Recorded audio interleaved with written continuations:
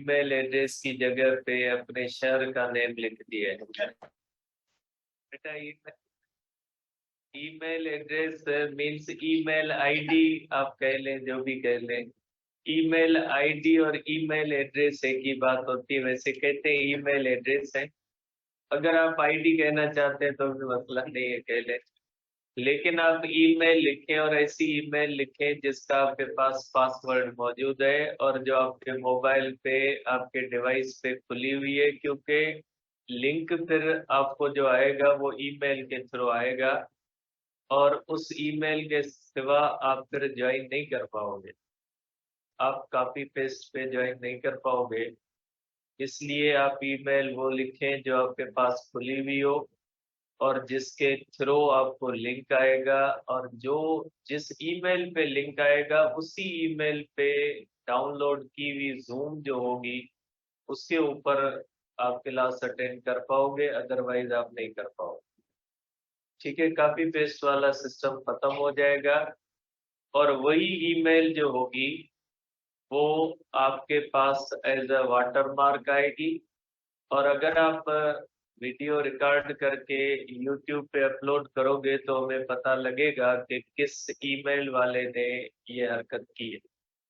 ठीक है, तो इसलिए आप ईमेल वो लिखें जो ईमेल आपके पास खुली हुई हो। अब इसका एक बहाना कि हमारे पास ईमेल नहीं है। अगर आपको 2023 में आपके पास ईमेल नहीं है तो मेरे ख्याल में फिर आपको जो है वो 1857 में होना चाहिए था। फिर आप गलत टाइम पे आ गए हो। ठीक है ना, तो फिर आप कह सकते हैं अब ईमेल एड्रेस ऐसी चीज है नहीं। आपका फेसबुक अकाउंट भी बना होगा, आपका इंस्टा अकाउंट भी बना होगा, आपकी स्नैपचैट भी होगी, आपका टिकटॉक अकाउंट भी होगा। सब चीजें ईमेल से बनती है। इसलिए अब ये आप अब इसको सिंपल वर्ड्स में कहते हैं टोपी पहनाना, तो नहीं हो सकता। ईमेल एड्रेस नहीं है, चले नहीं है, मान लिया आप इतने जो है वो अच्छे बच्चे हो कि आपके पास नहीं है, तो बना लें। ठीक है, इसमें कोई पैसे खर्च होते नहीं है। सिंपल सी एक ईमेल आईडी बनानी है जिसका पासवर्ड आपके पास हो। तो मेहरबानी करके ये आज तक आप कर दें ताकि हम आप लोगों को उसका ट्रेन करें। 1 हफ्ता 10 दिन आपको ट्रेनिंग देने में लगेगी, उसके बाद ही जाके ये आप इसके ऊपर क्लास अटेंड कर पाओगे। इसलिए मेहरबानी करें आप इसको फिल कर दें। नहीं तो फिर आपके लिए मसला होगा, हमारे लिए कोई मसला नहीं होगा। हम लिंक कर देंगे ईमेल पे, जिसकी होगी वो करेगा, जिसकी नहीं होगी वो नहीं कर पाएगा। बस बात ही खत्म, हमारे घर से कुछ नहीं जाता। तो इसलिए नहीं करें, ऐसी बातें नहीं करें, आप इसको कर लें। इसके बाद बेटा हमारा ये जो ईमेल या ये फॉर्म है ना, ये फिजिकल वाले भी कर ले ताकि आप लोगों को हम रजिस्टर कर देंगे। फिर अगर आपको कोई मसला होता है, आप ऑनलाइन पे जाते हो ना, तो आप ऑटोमेटिकली वहां से आप उस क्लास को ज्वाइन कर सकते हैं। ठीक है, तो आप फिजिकल वाले भी उसको फिल कर लें, ऑनलाइन वाले भी उसको फिल कर लें, ताकि आपको मसला न हो। एक इश्यू खत्म हो जाए कि आप घर जाते हो फिर आपका क्लास रह जाता है, कभी बंदा बीमार पड़ जाता है, तो फिर वो मसला नहीं रहेगा। जो जब जिस टाइम पे चाहे क्लास अटेंड कर सकता है। ठीक है, तो देखिए बेटा, अब हम आज हमारा बहुत ही इम्पोर्टेंट टॉपिक है बेटा, और इस चैप्टर का दूसरा हिस्सा हम शुरू करने जा रहे हैं।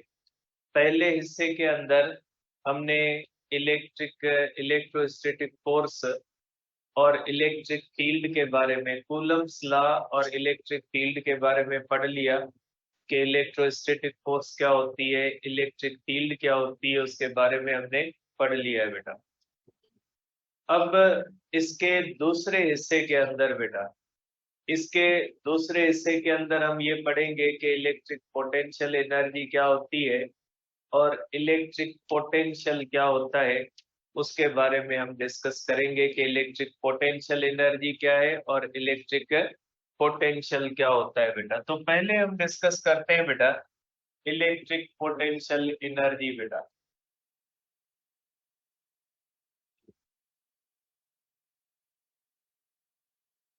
इलेक्ट्रिक पोटेंशियल एनर्जी बेटा,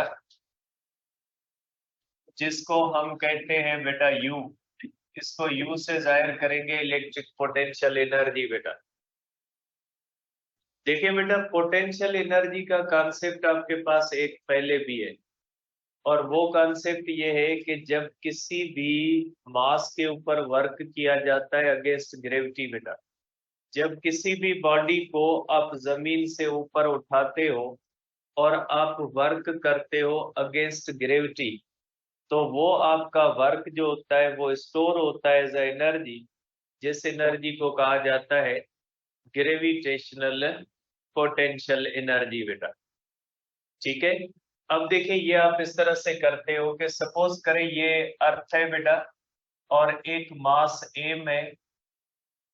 ठीक है, इस मास एम को आप एट हाइट एच ले जाते हो, तो ये जो आपका वर्क होता है ये स्टोर होता है पोटेंशियल एनर्जी के अंदर। ठीक है, अब देखिए इसमें आप वर्क किसके खिलाफ करते हो, ग्रेविटेशनल फोर्स के खिलाफ करते हो। इसीलिए हम कहते हैं कि जब ग्रेविटेशनल फील्ड के अंदर बेटा, जिस तरह से इलेक्ट्रिक फील्ड होती है ना चार्ज के बाद, इसी तरह से ग्रेविटेशनल फील्ड होती है मास के बाद। ग्रेविटेशनल फील्ड होती है, जिस तरह से इलेक्ट्रिक फील्ड होती है उसी तरह ग्रेविटेशनल फील्ड भी होती है। तो जब आप किसी भी चीज को जमीन के ऊपर उठाते हो तो मीन्स वो आप ग्रेविटेशनल फील्ड के अंदर ये काम कर रहे हो, क्योंकि जमीन के बाहर क्या होती है, ग्रेविटेशनल फील्ड। तो अगर आप ग्रेविटेशनल फील्ड के अंदर वर्क करते हो against gravitational force, work against field नहीं होता, फील्ड फोर्स लगाती है। मैंने आपको पहले भी बताया कि इलेक्ट्रिक फील्ड फोर्स लगा सकती है। तो जब आप किसी भी चार्ज की इलेक्ट्रिक फील्ड के अंदर वर्क करते हो, और वर्क किसके खिलाफ करते हो, इलेक्ट्रोस्टैटिक फोर्स के खिलाफ वर्क करते हो, तो वो आपका वर्क स्टोर हो जाता है एज अ एनर्जी, जिस एनर्जी को हम कहते हैं इलेक्ट्रिक पोटेंशियल एनर्जी। ठीक है, जिस तरह से आप जमीन के ऊपर वर्क करते हो अगेंस्ट ग्रेविटेशनल फोर्स, और वो आपका वर्क स्टोर हो जाता है as a gravitational potential energy, बिल्कुल इसी तरह से जब आप वर्क करते हो इलेक्ट्रिक फील्ड में अगेंस्ट इलेक्ट्रिक फोर्स, तो आपका वो वर्क स्टोर हो जाता है एज अ पोटेंशियल एनर्जी, जिसको कहा जाता है इलेक्ट्रिक पोटेंशियल एनर्जी। ठीक है, तो इलेक्ट्रिक पोटेंशियल एनर्जी को आप किस तरह से डिफाइन करोगे बेटा, आप इसको इस तरह से देखोगे, सपोज करें बेटा ये चार्ज है, ठीक है, और ये इसकी फील्ड है बेटा। अब अगर इसके अंदर ये चार्ज है और ये दूसरी चार्ज टेस्ट चार्ज है बेटा, टेस्ट चार्ज भी पॉजिटिव ये पॉजिटिव, ये एक दूसरे को क्या करेंगे बेटा, ये एक दूसरे को रिपेल करेंगे। इसलिए जब हम इसको वर्क करेंगे इसके खिलाफ, ठीक है, जब हम इसके खिलाफ वर्क करेंगे तो वो वर्क स्टोर होगा एज अ पोटेंशियल एनर्जी। तो आप कहोगे कि when work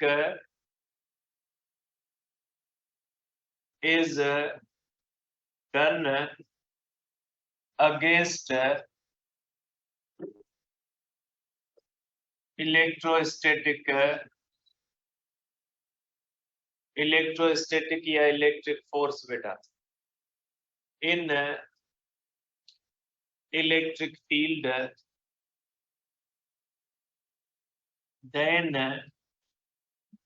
this work is stored as electric potential energy बेटा। ठीक है, आप इसको इस तरह से देख सकते हैं बेटा, सपोज करें ये पॉजिटिव चार्ज है बेटा Q1 और ये इसकी इलेक्ट्रिक फील्ड है। ठीक है, अब अगर किसी भी चार्ज के ऊपर दूसरी चार्ज है बेटा Q2, अगर इसके ऊपर आप वर्क करते हो तो ये वर्क आपका जो अगेंस्ट बेटा, वर्क अगर करोगे अगेंस्ट, अगर ये दोनों एक दूसरे को रिपेल कर रही है तो क्लोज लाने से, अगर अट्रैक्ट कर रही है तो दूर ले जाने से वर्क होता है। क्योंकि जो चार्जेस रिपेल करती है उनको क्लोज लाने के लिए वर्क करना पड़ेगा, और जो चार्जेस अट्रैक्ट कर रही है उनको दूर ले जाने के लिए वर्क जो है वो करना पड़ेगा। इसलिए आप कहोगे कि पोटेंशियल एनर्जी जो होती है वो किसके बराबर हो जाएगी बेटा, वर्क डन के बराबर होगी। ठीक है, अब हम करते हैं इसका फार्मूला बेटा।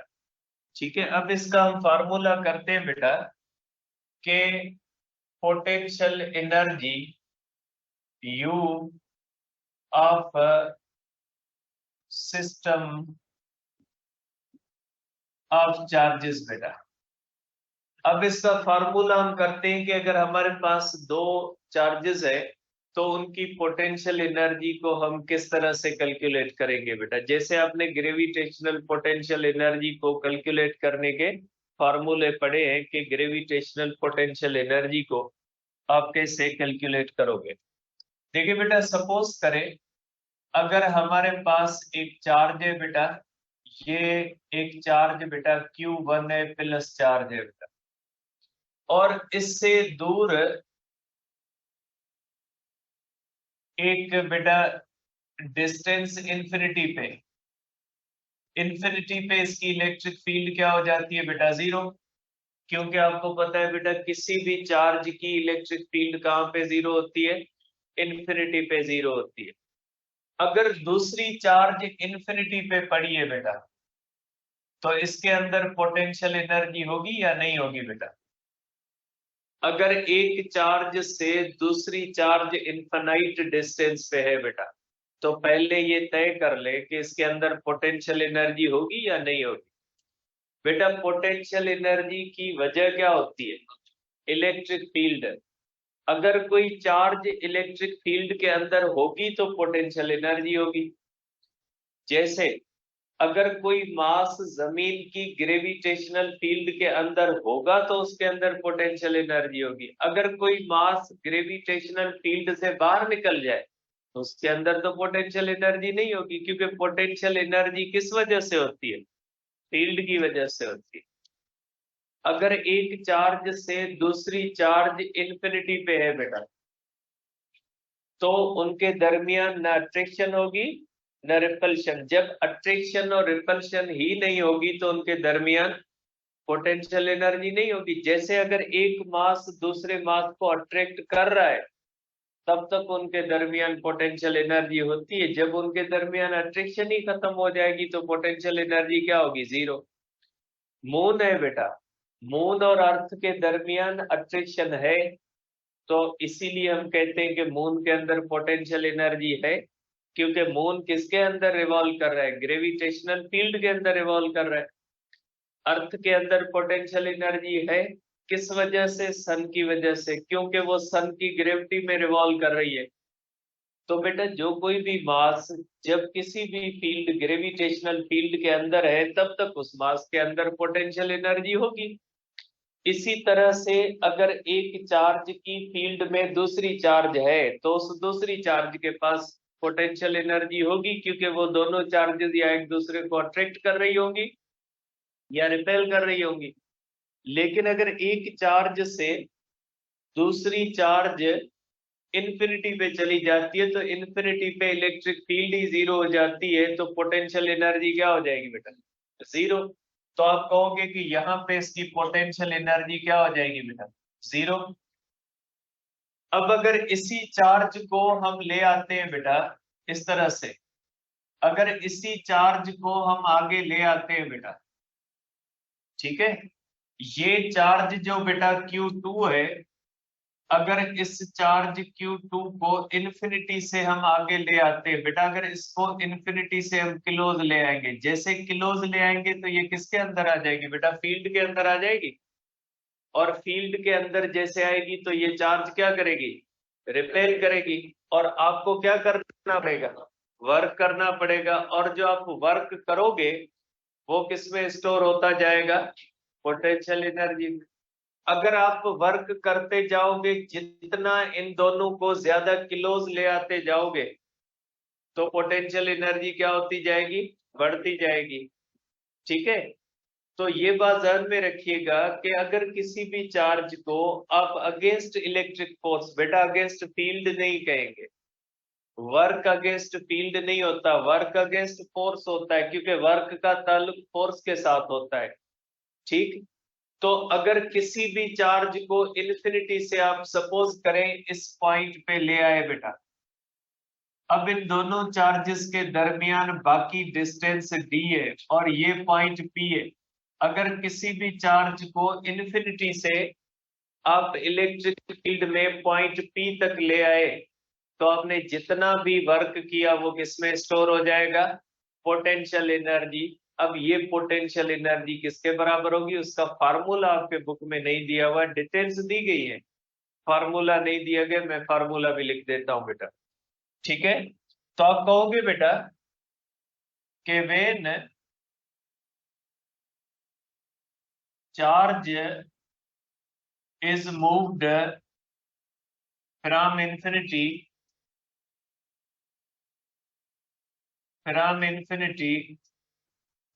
to any point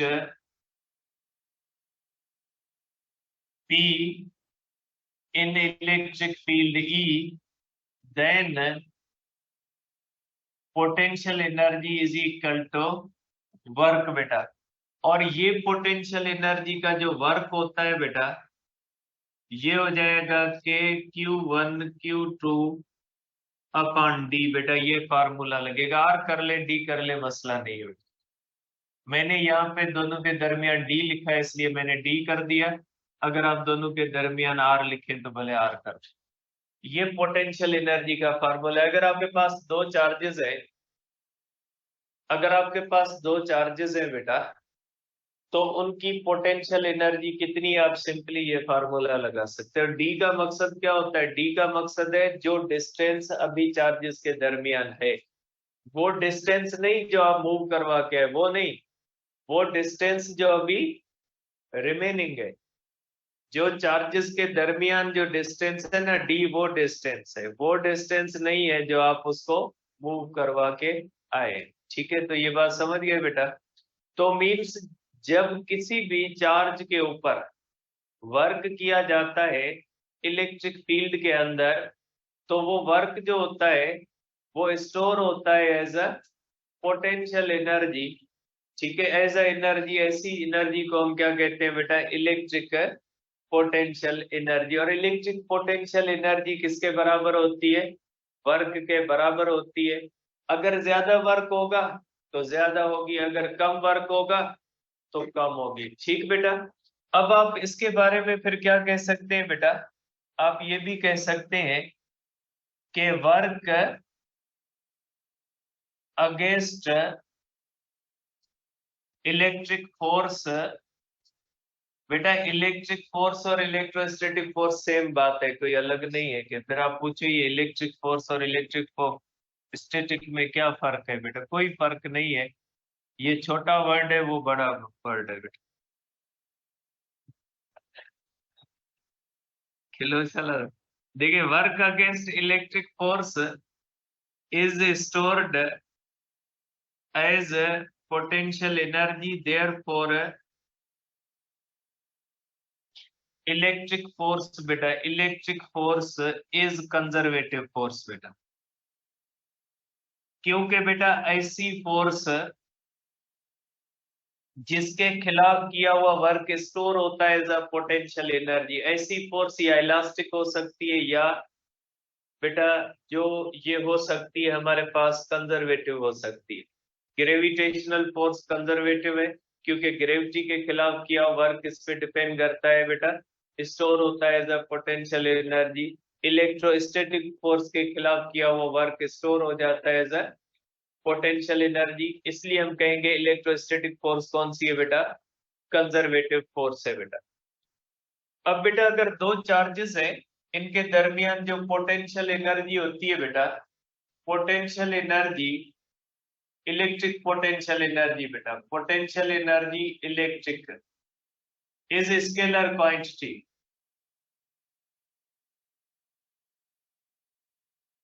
Therefore,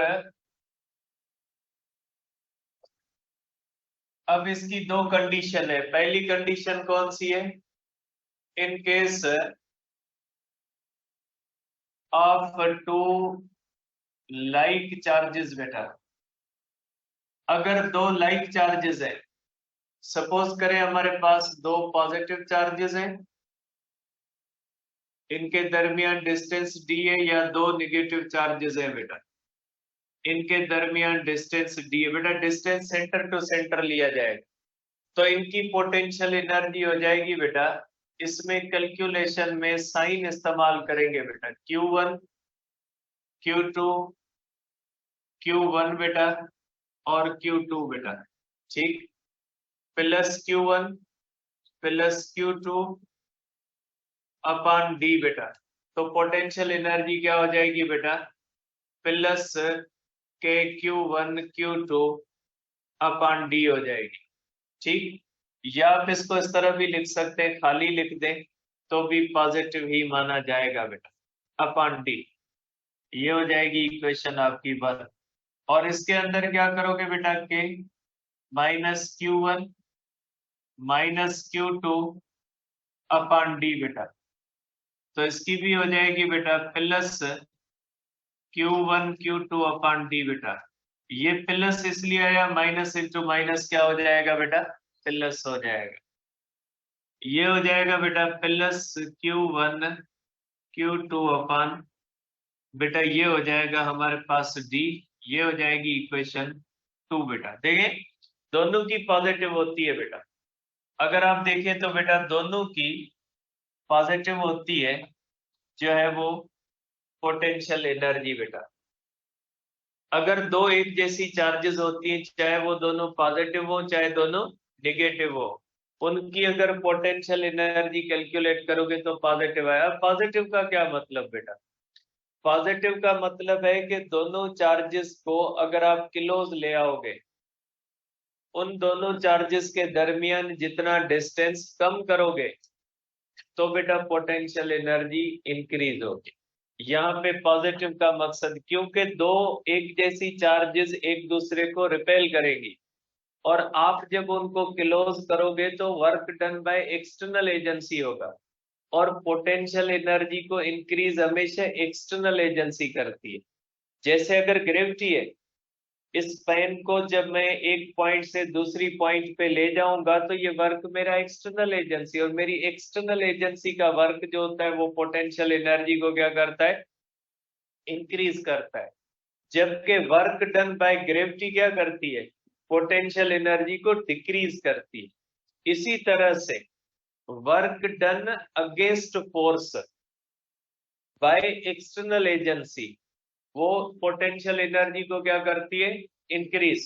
work done by force या बाय फील्ड, क्योंकि वर्क तो फील्ड भी कर सकती है, तो वर्क डन बाय फील्ड वो क्या करते हैं, वो पोटेंशियल एनर्जी को डिक्रीज करता है। ठीक है, ध्यान में रखिएगा इस बात को। तो मैं ये लिख देता हूं बेटा कि positive sign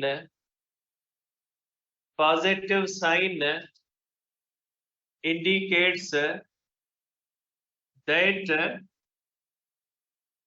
potential energy increases if D decreases बेटा। अगर D डिक्रीज होता है and charges come close to each other बेटा, क्लोज टू ईच अदर बेटा। ठीक है, या आप ये भी कह सकते हैं कि work done by external agency increases potential energy बेटा, इंक्रीज करती है पोटेंशियल एनर्जी को। वर्क डन बाय फील्ड या फोर्स डिक्रीजेज पोटेंशियल एनर्जी बेटा। ठीक, अब बेटा इसका दूसरा केस करते हैं कि अगर दो अनलाइक चार्जेस हो बेटा, इन केस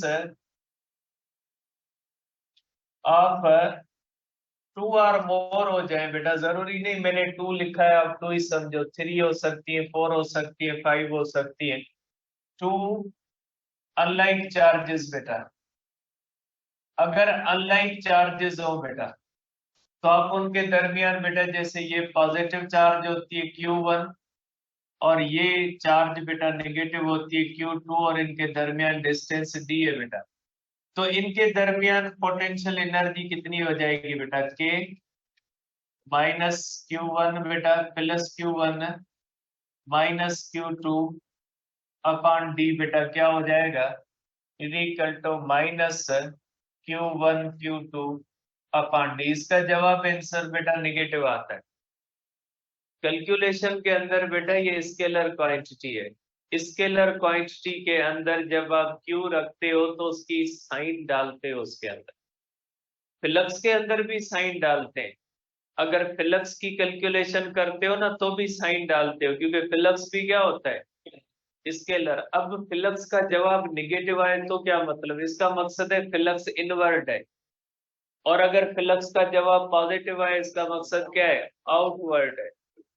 ठीक है, यहाँ पे स्केलर क्वांटिटीज जब कैलकुलेट की जाती है तो उनके अंदर साइन डाली जाती है, वेक्टर क्वांटिटीज में नहीं होता है। इलेक्ट्रिक फील्ड को कैलकुलेट करते हुए नहीं डाली जाती साइन, इलेक्ट्रोस्टैटिक फोर्स को कैलकुलेट करते हुए साइन डाली नहीं जाती, क्योंकि ये वेक्टर क्वांटिटीज है, इनका डायरेक्शन वेक्टर से आएगा, इनका साइन से डायरेक्शन नहीं आएगा। तो बेटा आपको पता है कि ये नेगेटिव साइन क्या इंडिकेट करती है बेटा, negative sign indicates that potential energy increases if D increases and charges move away from each other। क्योंकि बेटा ये अनलाइक चार्जेस एक दूसरे को अट्रैक्ट करेंगी, क्लोज तो वो खुद आ जाएंगी, अब एक्सटर्नल एजेंसी को उनको दूर ले जाना पड़ेगा, इसलिए अगर दो अनलाइक चार्जेस को जब हम दूर ले जाएंगे तो हमें वर्क करना पड़ेगा, क्योंकि वो अट्रैक्ट तो खुद करती है। तो बेटा निगेटिव और पॉजिटिव साइन का मतलब ये होता है। अब इसके बाद होता है बेटा पोटेंशियल एनर्जी डिफरेंस बेटा, potential energy difference between two points बेटा, ये बेटा पोटेंशियल एनर्जी थी between two points in electric field बेटा। ठीक, अब देखिए बेटा सपोज करें एक इलेक्ट्रिक फील्ड है, सपोज करें बेटा ये चार्ज है और ये इसकी इलेक्ट्रिक फील्ड है बेटा, ये आप कह लें कि इसकी इलेक्ट्रिक फील्ड है बेटा ई। अब इस इलेक्ट्रिक फील्ड के अंदर एक पॉइंट ए है बेटा, जिस पॉइंट ए पे हमने टेस्ट चार्ज रखी हुई है बेटा। अब बेटा ये चार्ज बेटा Q है, इसकी इलेक्ट्रिक फील्ड है, और इसकी इलेक्ट्रिक फील्ड में दूसरी टेस्ट चार्ज पड़ी है बेटा। तो पहले ये तय कर लें कि इस टेस्ट चार्ज के पास पोटेंशियल एनर्जी होगी या नहीं होगी। बेटा पोटेंशियल एनर्जी होगी, क्योंकि ये टेस्ट चार्ज कहाँ पे पड़ी है, इलेक्ट्रिक फील्ड में पड़ी है। अब इसके अंदर जो पोटेंशियल एनर्जी होगी वो UA होगी। ठीक है, अब अगर इस टेस्ट चार्ज को हम छोड़ेंगे तो इलेक्ट्रिक फील्ड इसको रिपेल कर देगी, क्योंकि टेस्ट चार्ज क्या होती है, पॉजिटिव। तो ये वर्क डन बाय फील्ड होगा, और वर्क डन बाय फील्ड इसकी पोटेंशियल एनर्जी को क्या करेगी, और कम करेगी। लेकिन अगर हम इस टेस्ट चार्ज को मूव करवाते हैं बेटा, हम इसको मूव करवाते हैं बेटा इस तरह से from point A to point B बेटा, तो ये क्या हो जाएगा बेटा, ये वर्क अगेंस्ट फील्ड हो जाएगा बेटा। पॉइंट बी तक ले आए और डिस्टेंस डी हमने किया और टेस्ट चार्ज यहाँ पे आ गई बेटा। तो ये टेस्ट चार्ज पॉजिटिव है, पॉजिटिव चार्ज को हमने पॉजिटिव चार्ज के करीब ले आए तो पोटेंशियल एनर्जी क्या होगी बेटा, इंक्रीज होगी। अब ये पोटेंशियल एनर्जी के अंदर इंक्रीज आई है कि यहाँ पे पोटेंशियल एनर्जी थी, आपके वर्क करने की वजह से पोटेंशियल एनर्जी क्या हो गई है, बढ़ गई। जैसे ये बेटा पेन पड़ी है, यहाँ पे जाहिर है ये जमीन से ऊपर है तो इसके अंदर पोटेंशियल एनर्जी है। अब अगर इसके ऊपर मैं वर्क करूंगा तो मैंने जितना वर्क किया उसकी वजह से इसकी पोटेंशियल एनर्जी क्या हो गई, इंक्रीज हो गई। अगर मैंने वर्क किया 10 जूल तो आप कहोगे कि इस आपके वर्क 10 जूल की वजह से इसकी पोटेंशियल एनर्जी कितनी बढ़ गई, 10 जूल बढ़ गई। तो बेटा जब इलेक्ट्रिक फील्ड के अंदर किसी भी चार्ज को एक पॉइंट से दूसरी पॉइंट तक मूव करवाते हैं और जब वर्क अगेंस्ट फोर्स किया जाता है तो जितना भी वर्क किया जाता है वो वर्क किसमें स्टोर होता है, as a change in potential energy होता है। तो चेंज इन पोटेंशियल एनर्जी, यहाँ पे इसकी पोटेंशियल एनर्जी बी होगी बेटा। Change in potential energy between A and B is equal to किसके बराबर हो जाएगी बेटा, work between A and B हो जाएगी। ठीक है, तो ये हो गया बेटा। अब हम करते हैं बेटा कि इसके भी दो केसेस है बेटा। इन केस ऑफ यूनिफॉर्म फील्ड बेटा, ठीक है बेटा। सपोज करें बेटा आपके पास एक यूनिफॉर्म फील्ड है,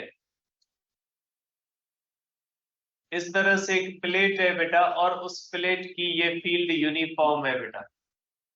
आप कह लें बेटा कि फील्ड यूनिफॉर्म है, ये यूनिफॉर्म फील्ड है बेटा इसकी। अब इस यूनिफॉर्म फील्ड के अंदर बेटा एक टेस्ट चार्ज है, ये टेस्ट चार्ज बेटा पॉइंट ए पे पड़ी हुई है और इसके पास पोटेंशियल एनर्जी कितनी है बेटा, इसके पास पोटेंशियल एनर्जी है यूए। अब अगर इसको आप ले जाते हो बेटा, आप इस चार्ज को ले जाते हो बेटा फ्रॉम ए टू बी बेटा, अगेंस्ट फील्ड ले जाते हो और इस आप चार्ज को कहां पे ले आए बेटा, आप चार्ज को ले आए पॉइंट बेटा बी पे। ठीक है, तो इसके पास पोटेंशियल एनर्जी क्या हो जाएगी बेटा, यू बी, और ये डिस्टेंस कितना हो जाएगा बेटा, ये डिस्टेंस कह ले डिस्प्लेसमेंट डेल्टा आर है बेटा। ठीक, अब देखिए बेटा आप अगेंस्ट गए हो तो पोटेंशियल एनर्जी क्या होगी, बढ़ेगी। इसमें एक बात याद रखिएगा कि चार्ज इज मूव्ड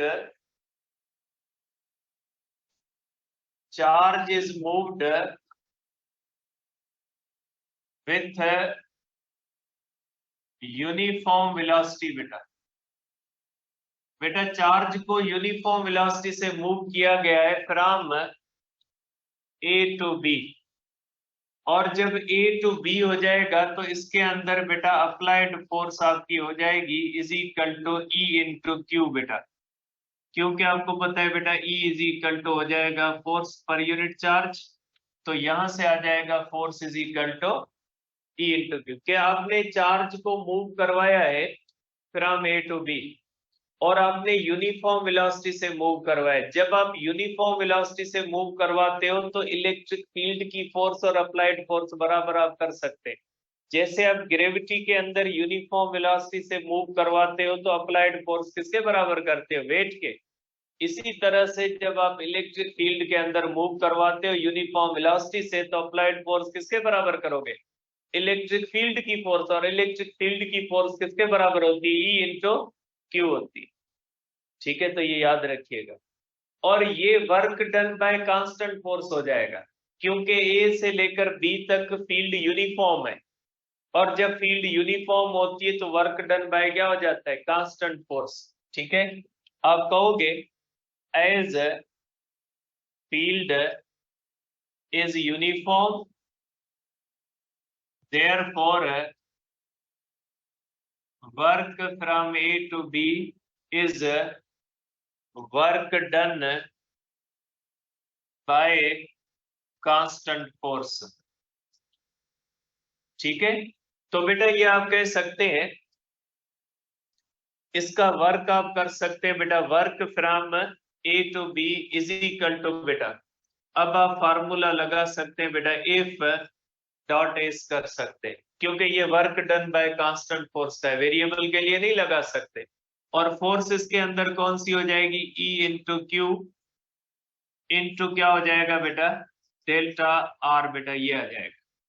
तो आप इसके अंदर कर सकते हैं बेटा क्यू ई डॉट डेल्टा आर बेटा, ये आप कर सकते हैं कि change of potential energy between A and B is equal to work.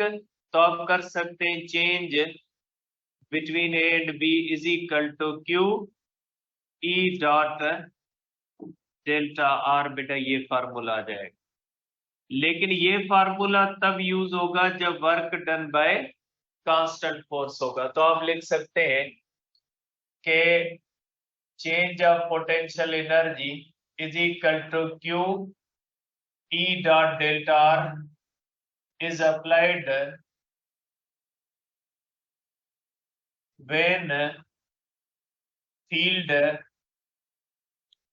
between A and B, A and B is uniform and work is done by a constant force बेटा। ये formula तब इस्तेमाल किया जाएगा जब ए और बी के दरमियान फील्ड यूनिफॉर्म होती है बेटा। अब इन case of non uniform field बेटा, अगर नॉन यूनिफॉर्म फील्ड हो बेटा, इन case of non uniform field बेटा, अगर हमारे पास नॉन यूनिफॉर्म फील्ड हो, जैसे फॉर एग्जांपल अगर हमारे पास ये पॉजिटिव चार्ज है और इसकी फील्ड बेटा नॉन यूनिफॉर्म, क्योंकि अब आइसोलेटेड चार्ज की फील्ड क्या होती है बेटा, आइसोलेटेड चार्ज की फील्ड नॉन यूनिफॉर्म होती है बेटा, ये नॉन यूनिफॉर्म फील्ड है। अब इसके अंदर अगर आपके पास बेटा दो पॉइंट्स हैं, सपोज करें बेटा ये पॉइंट ए है, इसके पास टेस्ट चार्ज क्यू है, और पॉइंट बी है बेटा। अगर ये दोनों चार्ज, ये दोनों पॉइंट्स एक दूसरे के क्लोज है बेटा, अगर ये दोनों एक दूसरे से क्लोज है तो ये फार्मूला लग जाएगा, क्योंकि नॉन यूनिफॉर्म फील्ड के अंदर छोटे डिस्टेंस के लिए ये फार्मूला लगेगा। अगर डिस्टेंस ज्यादा है तो ये फार्मूला नहीं लगेगा, क्योंकि अगर डिस्टेंस ज्यादा हो जाएगा ना बेटा, जैसे ये होता है बेटा, आप इसको मैं यहाँ पे बना लेता हूं। देखिए अगर सपोज करें वही चार्ज है, अगर इसके अंदर डिस्टेंस ज्यादा है बेटा, ठीक है, अगर ये डिस्टेंस ज्यादा है बेटा, अगर ये पॉइंट ए है और ये पॉइंट बेटा बी है,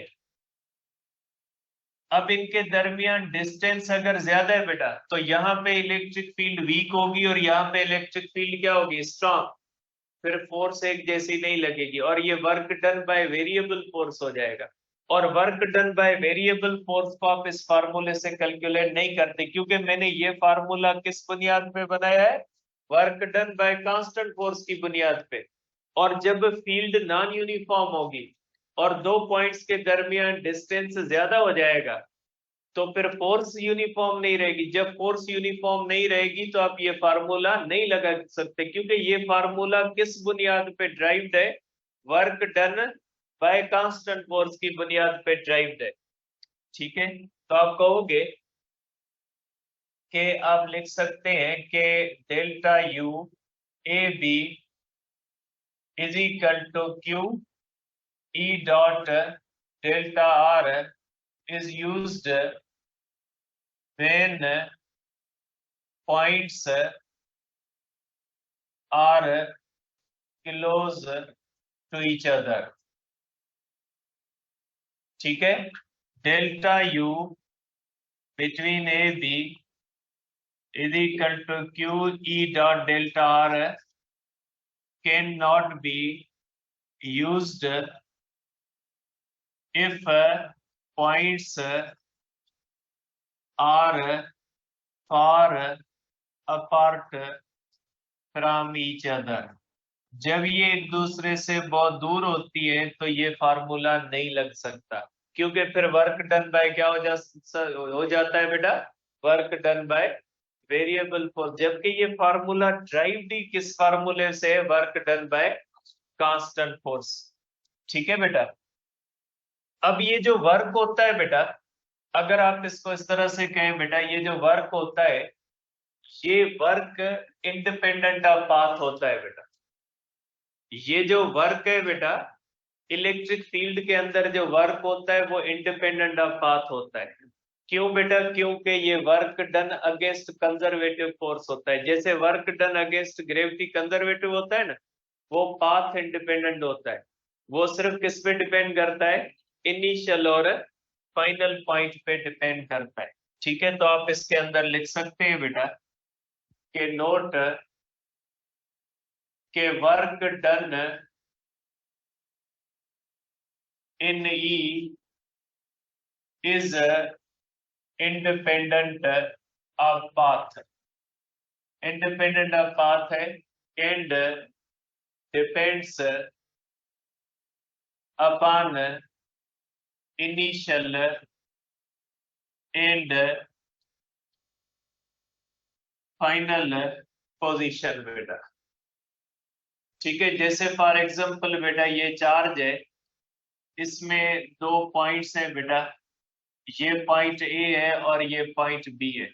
आप कोई भी पाथ लेके आओ, पाथ 1 है बेटा, ये हो जाएगा पाथ 2 और ये एक पाथ 3 होगा। तीनों की इनिशियल और फाइनल सेम है, तो work 1 is equal to work 2 is equal to work 3 बेटा, because initial and final position is same बेटा। और इसके अंदर बेटा work done in closed path 0 होता है बेटा। Work done in closed path बेटा इज 0। जैसे ये होता है ना बेटा, इलेक्ट्रॉन न्यूक्लियस के अंदर जब रिवॉल्व करता है तो ये सर्कुलर ऑर्बिट होता है, इसके अंदर work done by electric force क्या होता है, 0। क्योंकि जो सर्कुलर ऑर्बिट होता है उसका कोई एंड नहीं होता। तो work done in closed path जो होता है वो क्या होता है, 0 होता है। कल डिस्कस करते हैं पोटेंशियल के बारे में।